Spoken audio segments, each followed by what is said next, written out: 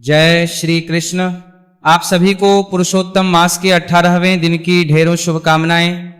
प्रिय भक्तों, आज हम सुनेंगे अधिक मास अध्याय 18 की पवित्र कथा। इससे पहले आपने हमारे चैनल पर अधिक मास के पिछले अध्याय की पवित्र कथा सुनी थी, जिसमें भगवान श्री कृष्ण ने पांडवों को उस निर्धन ब्राह्मण की कथा सुनाई थी, जिसने केवल एक दीपक जलाकर पुरुषोत्तम भगवान की ऐसी कृपा प्राप्त की थी जिसका वर्णन देवर्षि नारद ने भी किया था। आज की ये कथा उसी दिव्य प्रवाह को आगे बढ़ाती है। भक्तों समझ रहे हैं, भगवान जब किसी भक्त को विशेष ज्ञान देना चाहते हैं तब पहले उसके मन को प्रश्नों से भरते हैं और फिर उन प्रश्नों के माध्यम से धर्म का रहस्य प्रकट करते हैं। श्री कृष्ण बोले, बहुत समय पहले एक पवित्र तीर्थ क्षेत्र में एक वृद्ध ब्राह्मण रहता था। वो अत्यंत विद्वान नहीं था, बड़े यज्ञ नहीं कर सकता था, उसके पास धन भी नहीं था, किंतु उसके जीवन में विशेष गुण था अटूट विश्वास। वो प्रतिदिन प्रातः काल नदी में स्नान करता, भगवान विष्णु का स्मरण करता, तुलसी को प्रणाम करता और जितना संभव होता हरि नाम का जप करता। उसका जीवन अत्यंत साधारण था, किंतु उसका हृदय भगवान के प्रति प्रेम से भरा हुआ था। एक वर्ष पुरुषोत्तम मास आया। संपूर्ण क्षेत्र में उत्सव जैसा वातावरण था। लोग स्नान कर रहे थे, दान दे रहे थे, ब्राह्मणों को भोजन करा रहे थे, मंदिरों में दीप दान हो रहा था, हरि नाम संकीर्तन की ध्वनि गूंज रही थी, किंतु उस वृद्ध ब्राह्मण के पास कुछ भी नहीं था। उसने सोचा, हे प्रभु, मैं ना बड़ा दान कर सकता हूं, ना विशाल अनुष्ठान, मैं आपकी सेवा कैसे करूं। फिर उसके मन में एक विचार आया। उसने निश्चय किया कि पूरे पुरुषोत्तम मास में वो प्रतिदिन एक अतिरिक्त माला भगवान के नाम की करेगा और तुलसी पौधे की सेवा करेगा। भक्तों जरा सोचिए, दूसरे लोग स्वर्ण दान कर रहे थे और वो वृद्ध केवल नाम जप और तुलसी सेवा का संकल्प ले रहा था। संसार की दृष्टि से यह बहुत छोटा कार्य था, किंतु भगवान की दृष्टि से नहीं, क्योंकि भगवान कर्म की मात्रा नहीं, भावना की पवित्रता देखते हैं। दिन बीतने लगे, वृद्ध ब्राह्मण प्रतिदिन स्नान करता, भगवान का स्मरण करता, तुलसी को जल अर्पित करता, गीता के श्लोक सुनता, हरिनाम का जप करता और सायंकाल एक छोटा दीपक जलाकर भगवान विष्णु के सामने रखा। धीरे धीरे उसका मन संसार से हटकर भगवान में लगने लगा। उसे बाहरी वस्तुओं में रुचि कम होने लगी, भक्ति में आनंद आने लगा। उसी तीर्थ क्षेत्र में एक धनी सेठ भी रहता था। वो बहुत दान करता था, लोग उसकी करते थे, किंतु उसे अपनी संपन्नता का अभिमान था। जब उसने उस वृद्ध ब्राह्मण को देखा तो मन ही मन हंस पड़ा। वो सोचने लगा, यह निर्धन व्यक्ति क्या प्राप्त कर लेगा, केवल तुलसी को जल देने और नाम जपने से क्या होता है। भक्तों, यही वो स्थान है जहां से दूसरी कथा का सूत्र प्रारंभ होता है। एक और निर्धन वृद्ध ब्राह्मण की निष्कपट भक्ति थी, दूसरी धनी सेठ का सूक्ष्म अहंकार और पुरुषोत्तम मास की महिमा दोनों के जीवन में ऐसा परिवर्तन लाने वाली थी जिसे सुनकर स्वयं द्रौपदी भी आश्चर्यचकित हो गई। भगवान श्री कृष्ण द्रौपदी को यह प्रसंग सुनाते हुए कहने लगे, हे कृष्ण, देवताओं को भी इस रहस्य का पूर्ण ज्ञान नहीं है कि पुरुषोत्तम मास में की गई छोटी सी भक्ति किस प्रकार जीव के अनेक जन्मों के संस्कारों को बदल देती है। द्रौपदी अत्यंत ध्यान से सुन रही थी, उनकी आंखों में जिज्ञासा बढ़ती जा रही थी और उसी समय उस वृद्ध ब्राह्मण के जीवन में एक ऐसी घटना घटने वाली थी जो पुरुषोत्तम मास के गुप्त महात्म्य को प्रकट करने वाली थी। भक्तों, भगवान श्री कृष्ण द्रौपदी को वो पवित्र प्रसंग सुनाते हुए आगे कहने लगे, वो वृद्ध ब्राह्मण प्रतिदिन की भांति अपने नियमों का पालन कर रहा था। पुरुषोत्तम का प्रत्येक दिन उसके लिए किसी उत्सव से कम नहीं था। उसके पास धन नहीं था, परंतु उसके हृदय में भगवान के प्रति अटूट प्रेम था। पुत्र, मैं कई दिनों से यात्रा कर रहा हूं, क्या मुझे थोड़ा जल मिल सकता है। ब्राह्मण तुरंत उठ खड़ा हुआ। उसने अत्यंत श्रद्धा से उन्हें आसन दिया, जल दिया और अपने पास जो थोड़ा सा फल था वो भी उनके सामने रख दिया।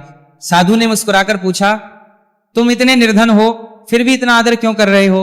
ब्राह्मण ने विनम्र उत्तर दिया, महाराज, ये सब मेरा नहीं है, जो कुछ है भगवान का है। अतिथि में मैं नारायण का ही स्वरूप देखता हूं। भक्तों, यही सनातन धर्म की शिक्षा है। अतिथि सेवा, ब्राह्मण सेवा और साधु सेवा केवल सामाजिक व्यवहार नहीं है, ये भगवान की सेवा का ही एक रूप है। साधु ने पुनः पूछा, तुम पुरुषोत्तम मास में कौन सा विशेष व्रत कर रहे हो। ब्राह्मण ने कहा, महाराज, मैं कोई बड़ा अनुष्ठान नहीं कर सकता, मैं केवल भगवान का नाम जपता हूं, तुलसी की सेवा करता हूं और प्रतिदिन एक दीपक जलाता हूं। यह सुनकर साधु की आंखें प्रसन्नता से चमक उठी। उन्होंने कहा, पुत्र, क्या तुम जानते हो कि पुरुषोत्तम मास में श्रद्धा से किया गया एक नाम जप भी अनेक यज्ञों के समान फल देता है।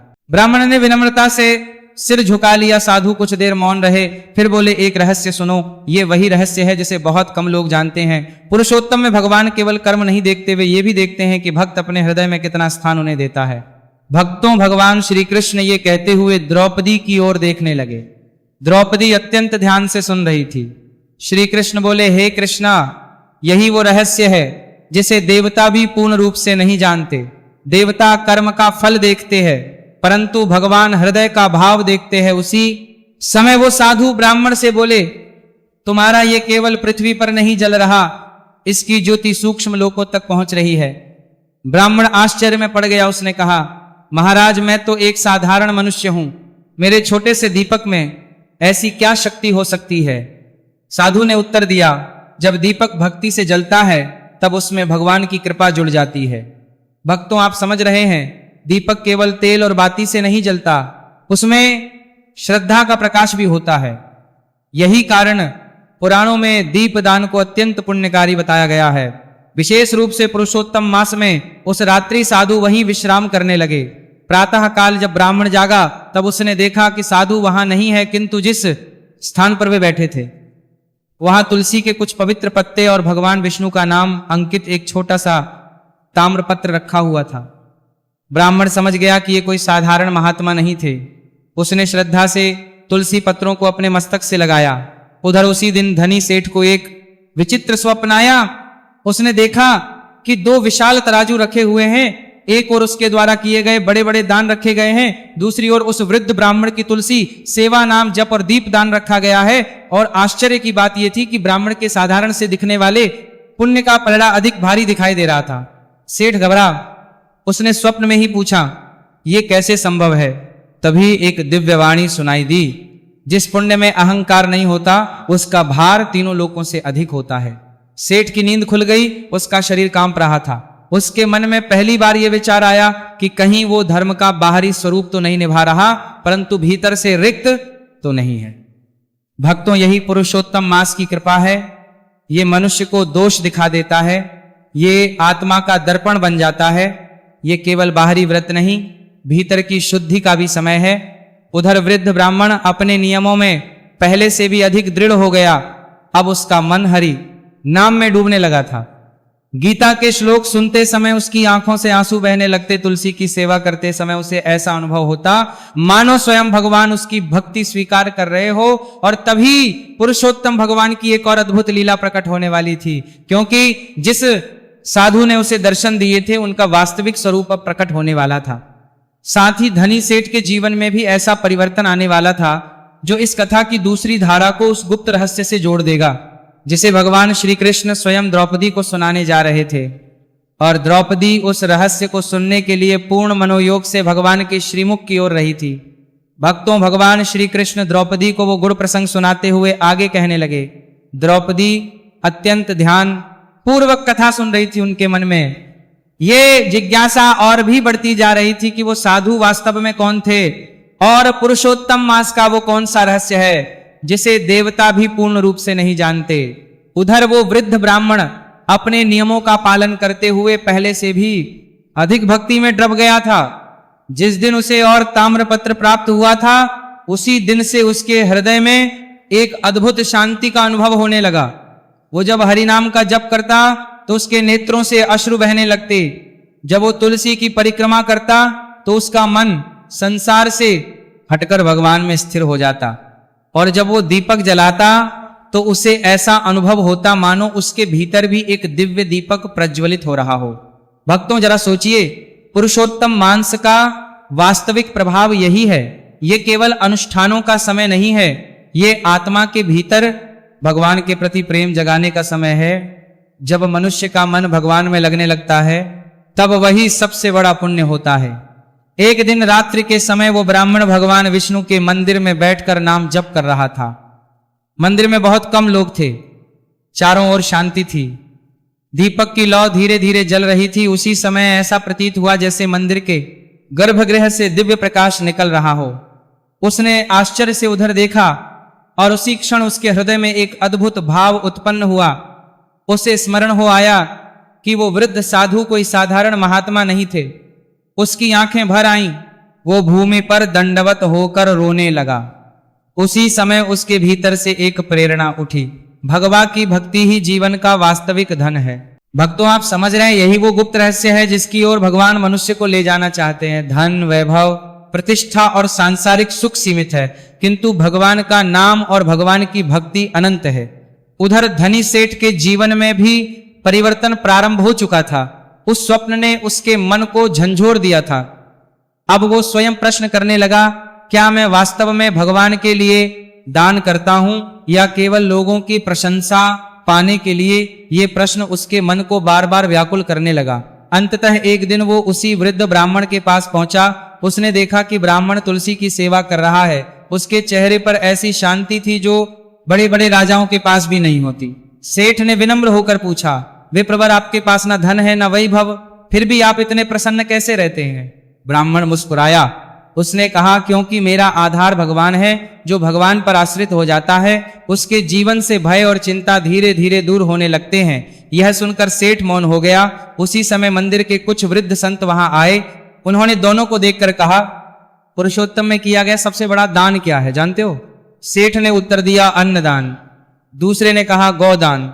तीसरे ने कहा, स्वर्ण दान। संत मुस्कुराए। उन्होंने कहा, इन सब का अपना महत्व है, किंतु पुरुषोत्तम मास में सबसे बड़ा दान है अपने अहंकार का दान। भक्तों, यह सुनकर दोनों चकित रह गए।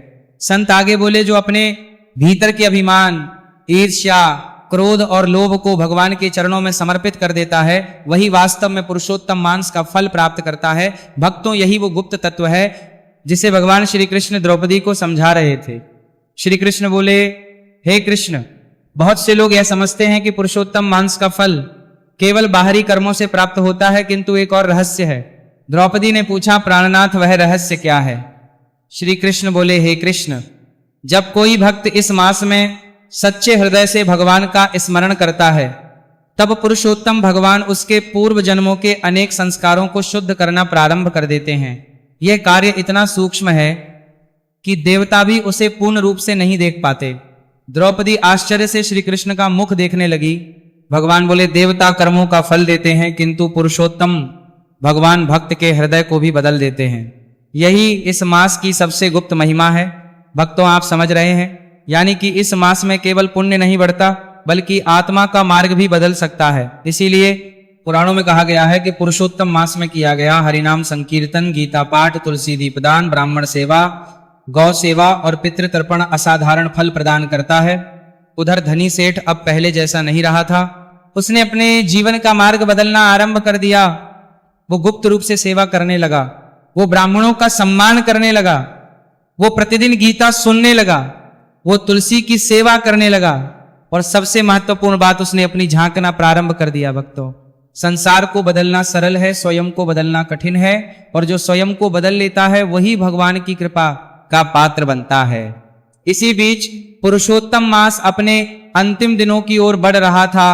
वृद्ध ब्राह्मण और वो परिवर्तित सेठ दोनों ही भगवान की भक्ति में लगे हुए थे, किंतु पुरुषोत्तम भगवान अभी एक अंतिम कृपा करने वाले थे। वो कृपा ऐसी थी जिससे इस कथा का वास्तविक रहस्य प्रकट होना था।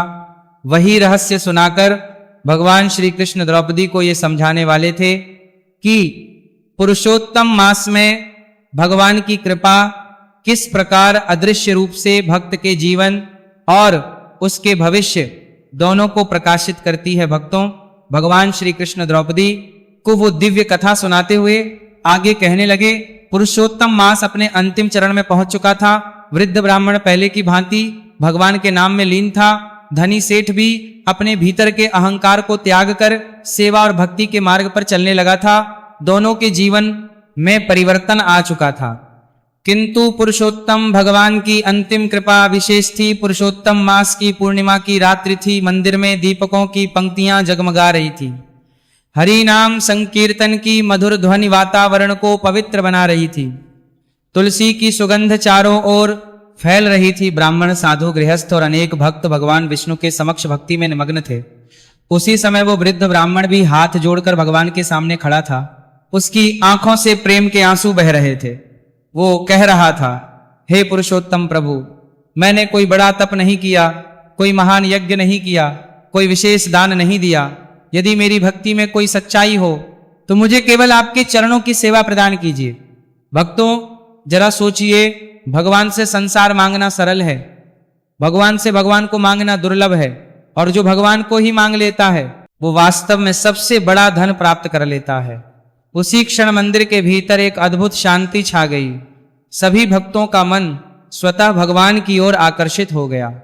वृद्ध ब्राह्मण के हृदय में ऐसी दिव्य अनुभूति हुई जिसे शब्दों में व्यक्त नहीं किया जा सकता। उसे ऐसा अनुभव हुआ जैसे भगवान स्वयं उसके हृदय में विराजमान हो गए हों। भक्तों यही वो गुप्त रहस्य था जिसे श्री कृष्ण द्रौपदी को बता रहे थे। श्री कृष्ण बोले, हे कृष्णा, यही पुरुषोत्तम मास का वो रहस्य है जिसे देवता भी पूर्ण रूप से नहीं जानते। द्रौपदी ने आश्चर्य से पूछा, प्राणनाथ वो रहस्य क्या है? भगवान बोले, इस मास में भगवान केवल भक्त के कर्मों को नहीं देखते, वे उसके हृदय में प्रवेश करके उसे अपने निकट ले जाते हैं।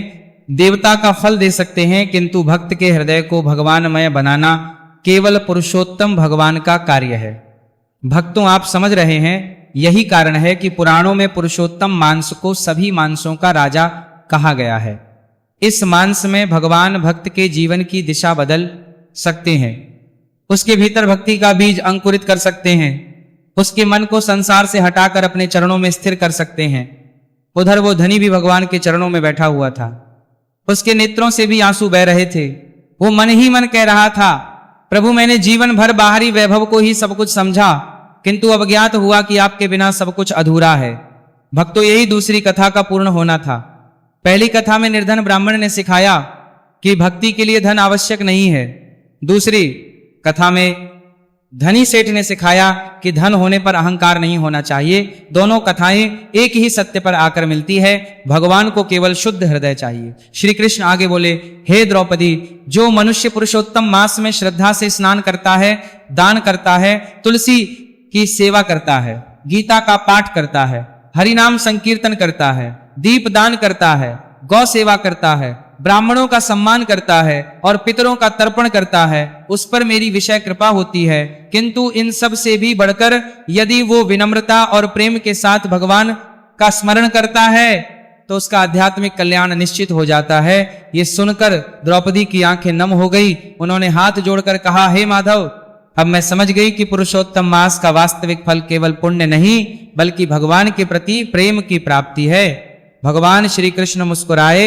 उन्होंने कहा, हे कृष्ण, जिसने भगवान के प्रति प्रेम प्राप्त कर लिया उसने सब कुछ प्राप्त कर लिया। भक्तों यही इस संपूर्ण कथा का सार है। जीवन में धन आए या ना आए, यश मिले या ना मिले, संसार सम्मान करे या ना करे, किंतु यदि भगवान का नाम हृदय में बस जाए तो जीवन सफल हो जाता है। अधिक मास हमें सिखाता है कि स्नान केवल शरीर का नहीं मन का भी होना चाहिए। दान केवल स्तुओं का नहीं अहंकार का भी होना चाहिए। दीप दान केवल मंदिर में नहीं अपने हृदय में भी होना चाहिए। तुलसी सेवा केवल एक पौधे की सेवा नहीं, भगवान के प्रति श्रद्धा का प्रतीक है। गीता पाठ केवल शब्दों का अध्ययन नहीं, जीवन को धर्म में बनाने का मार्ग है। हरि नाम संकीर्तन केवल उच्चारण नहीं, आत्मा को भगवान से जोड़ने का साधन है। गौ सेवा करुणा सिखाती है, ब्राह्मण सेवा ज्ञान का सम्मान करना सिखाती है, पितृ तर्पण कृतज्ञता का भाव जगाता है, और पुरुषोत्तम मांस इन सभी साधनों को भगवान की कृपा से जोड़ देता है। भक्तों जरा सोचिए, जब ये शरीर एक दिन समाप्त हो जाएगा तब हमारे साथ धन नहीं जाएगा, वैभव नहीं जाएगा, प्रतिष्ठा नहीं जाएगी, साथ जाएगा तो केवल भगवान नाम, भगवान की भक्ति और धर्ममय कर्म। इसीलिए इस पवित्र मास को व्यर्थ ना जाने दे। यथाशक्ति भगवान का स्मरण करें, हरि नाम का जप करें, तुलसी की सेवा करें, दीप दान करें, दान करें, सत्संग सुने, गीता का पाठ करें और अपने जीवन को भगवान के चरणों में समर्पित करें। जो श्रद्धा और विश्वास के साथ इस कथा को सुनता सुनाता या करता है उसके जीवन में भक्ति का प्रकाश बढ़ता है और पुरुषोत्तम भगवान की कृपा उस पर बनी रहती है। इसी मंगल कामना के साथ अधिक मास अध्याय 18 की ये पवित्र कथा यही पूर्ण होती है। श्रद्धा से जय श्री हरि अवश्य लिखे। कथा को अधिक से अधिक लोगों तक पहुंचाए, वीडियो को लाइक करें और हमारे चैनल को अवश्य सब्सक्राइब करें। भगवान श्री हरि पुरुषोत्तम और श्री कृष्ण की कृपा आप सभी पर सदैव बनी रहे। जय श्री हरि, जय श्री कृष्ण, जय पुरुषोत्तम भगवान। भगवान सब पर कृपा करें। हरे कृष्ण।